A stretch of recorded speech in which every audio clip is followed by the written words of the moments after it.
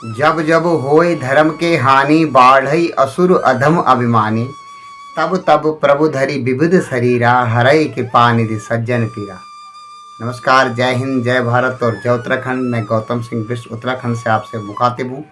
मित्रों, जैसे कि मानस कहती है, मानस का आजकल जिसका मैं पाठ कर रहा हूँ वो चल रहा है अभी आपका आरण्य कांड। और आरण्य कांड में जब सीता हरण का समय आता है तो उस समय तुलसी बाबा बहुत रोचक प्रसंग लिखते हैं जो कि आपके और हमारे जीवन में भी लागू होते हैं। हमें अपने जीवन में उन्हें उतारना भी चाहिए। तुलसी बाबा लिखते हैं, सून बीच दस कंदर देखा, आवा निकट जति के भेसा, जाके डर सुर असुर डराई, निस न नींद दिन अन्न न खाई।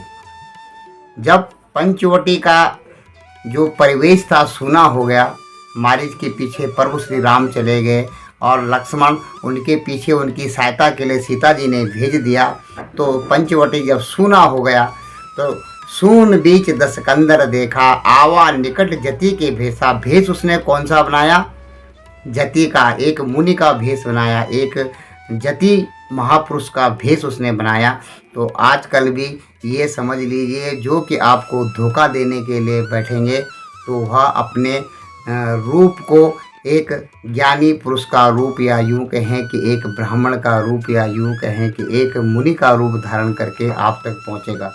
क्योंकि जब महाज्ञानी दशानन ने भी यह दुष्कर्म करने की सोची तो उन्होंने जति का भेष बनाया। जाके डर सुर असुर डराई, निस न नींद दिन अन्न न खाई। जिसके भय से, उस समय दशानन के भय से देवता और राक्षस, या यूँ कहें कि सुर और असुर, अच्छे लोग और बुरे लोग, सब उसके भय से डरते थे। उनको रात में उसके भय से नींद नहीं आती थी और दिन में उसके डर के मारे हुए भोजन नहीं, अन्न नहीं खा पाते थे। उस महान दस कंदर की क्या हालत हुई वो यहाँ पर तुलसी बाबा लिखते हैं। सो दस शीस स्वान की नाई, जिसमें त्रिलोकी के लोग जिससे डरते थे, सुर और असुर जिससे डरते थे, वह महावीर दशानन क्या करता है? सो दस शीस स्वान की नाई, कुत्ते की तरह आता है, इत उत चितई चला भड़ियाई। और इधर उधर इस प्रकार से देखता है जैसे भड़ियाई कुत्ता होता है। कोई आवारा कुत्ता होता है, वह इधर उधर घूमता है और चुपके से जब उसको समय मिलता है किसी के बर्तन में मुंह डाल करके और उसकी रोटी चुरा कर, उसका खाना चुरा करके चुपचाप भाग जाता है। उसको कहते हैं भड़ियाई। तो यह महान वीर दशानन जो रावण था, जो कि इतना महापराक्रमी था, उसको देख करके सुर और असुर सब डरते थे। त्रिलोकी पर उसका राज था, देवता उसको देखकर कांपते थे, दिक्पाल उसके यहाँ पानी भरते थे और यूँ कहें कि एक छत्र सम्राट था वह। और त्रिलोकी में उसको देख करके सभी भयभीत होते थे। लोकपाल उसके सामने ठहरते नहीं थे। देव और दानव गंधर्व उसकी स्तुति करते थे। काल उसके घर पर पहरा देता था।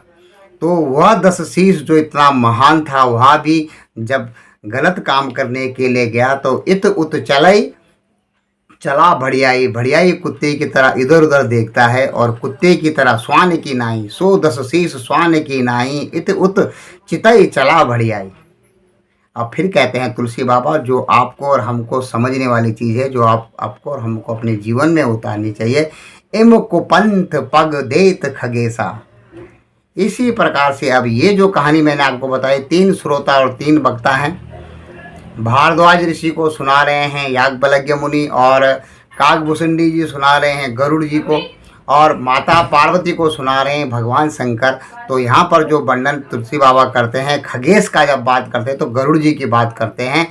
और काकभूषुंडी जी कह रहे हैं, इम कुपंथ पग देत खगेसा, एक खगों के राजा, एक पक्षीराज गरुड़।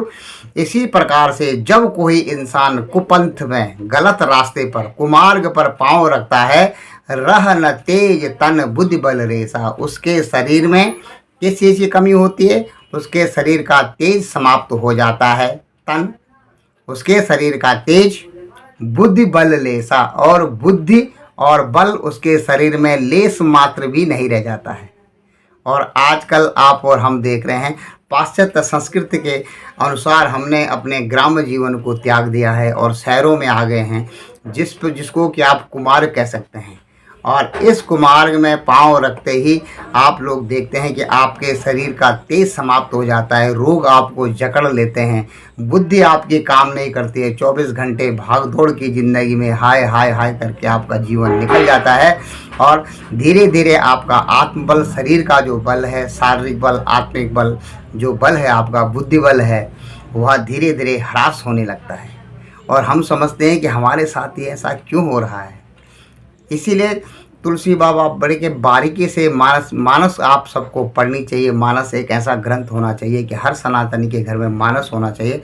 सुबह शाम आप इसका जब पाठ करेंगे तो आपको इसकी बारीकियां दिखाई देंगी। तो इसलिए मित्रों, जो मैं आपसे प्रसंग शेयर करना चाहता था वह यह था कि महान दशकंदर, महान दशानन, महावीर, ज्ञानी, प्रकांड विद्वान, जिसने कि शास्त्रों पर भाष्य लिखे थे, वह प्रकांड विद्वान जब गलत काम करने के लिए जाता है, सो 10 शीश स्वान की नाई, कुत्ते की तरह जाता है, इत उत चितई चला भड़ियाई। और इधर उधर ताकते ताकते धीरे से ऐसे देखता कोई मुझे देख तो नहीं रहा है। इस प्रकार से भड़ियाई कुत्ते की तरह उसका आचरण हो जाता है उस महावीर का।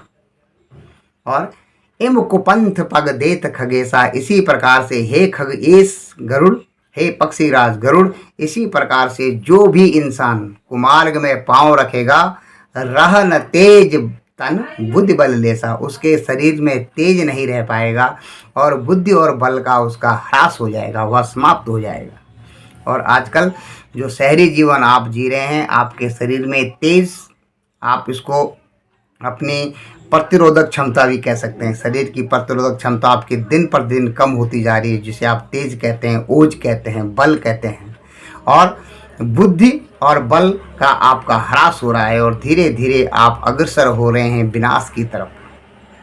तो इसलिए कुपंथ पर कभी पाँव मत रखिए। अगर आप कुपंथ पर पाँव रखेंगे तो महाबली रावण की जब कुछ न बसाई या उसका कुछ भी शेष नहीं बचा, जिसके पास की जिस अयम स्वर्णमयी लंका न लक्ष्मण में रोचते, जिसकी स्वर्णमयी लंका थी, जिसकी सड़कें भी हीरे पन्ने और सोने की सड़कें थी, उस सोने की लंका में भी कुछ न बचा तो आपको और हमारे पास क्या बच पाएगा। इसलिए इम कुपंथ पग देत खगेशा, रहन तेज तन बुद्धि बल लेसा। जिस प्रकार से आप कुपंथ पर पाँव रखेंगे, तुरंत ही आपके शरीर का तेज बुद्धि बल का नाश हो जाता है, ये मानस कहती है। और मानस का पाठ आपको अपने जीवन में उतारना चाहिए। ज़रूरी नहीं कि उससे किसी के प्रवचनों की आपको ज़रूरत है, लेकिन समय समय पर अपने ज्ञान की वृद्धि के लिए मैं आपसे उसको शेयर करता रहता हूँ। मैं गौतम सिंह बिस उत्तराखंड हिलांसी यूट्यूब चैनल से आपसे मुखातिब हूँ। आपको समय मिले तो ज़रूर विजिट कीजिएगा मेरे चैनल पर, इसको सब्सक्राइब कीजिएगा। इसमें आपको मानस और भागवत की छोटी छोटे जीवन उपयोगी रहस्यों के बारे में हम अपनी बातें शेयर करते हैं, चर्चा करते हैं। आज के इस अंक में इतना ही। जय हिंद, जय भारत और जय उत्तराखंड। आप सबका दिन शुभ हो। प्रभु श्री राम आप पर अपनी कृपा दृष्टि बनाए रखें। जय श्री राम।